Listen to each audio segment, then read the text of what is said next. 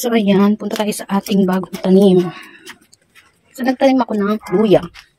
So, ayan yung mga tanim. Nakikitaniman lang. So, ayan. Meron akong kangkong at nakuwanan ko na. Ayan. Talbos ng kamote. So, ito is luya. Ito, luya. So, natakpan ng. So, luya din yan. Luya. Gusto kong bawasan ng dahon. Okay lang kaya yun, hindi siya mamatay.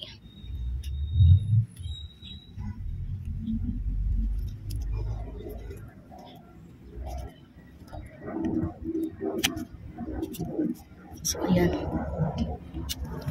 So, ito luya din to guys. Pwede kaya yung putulang ko, kasi pabali na siya. Ito, putulang ko kaya. Ganito. Yan. So, ayan, naputol ko na. So, ito din, kasi meron naman na siyang parang talbos. So, ito. So, ito guys is luya. So, ayan, may kangkong. So, ito is bago kong tanim, pechay. Ayan. Ilagay na pangalan. Pechay, luya, kamote, kangkong. Tapos, ito pang isa. So, gusto kong bawasan yung mga dahon ng luya kasi. So, ayan. Para hindi sila masyadong malago. So, yun yung aking alugbati na nilipat ko dyan. So, ayan. So, ayan. So, yun yung aking tanim. Sana tumubo yan, guys.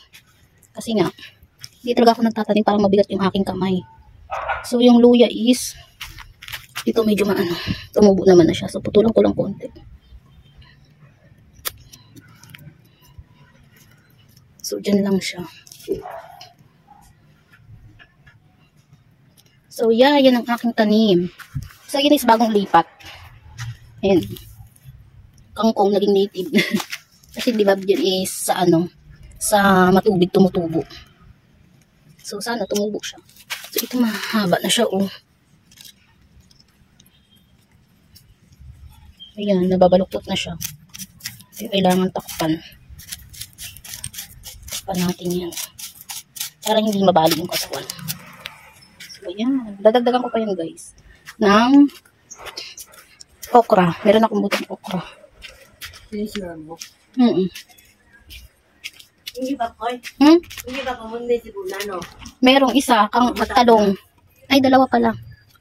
Ayan no, nagpunla si Papa. I need more tomato fix everything about my mini garden. Ano tumubo yan? Pasok.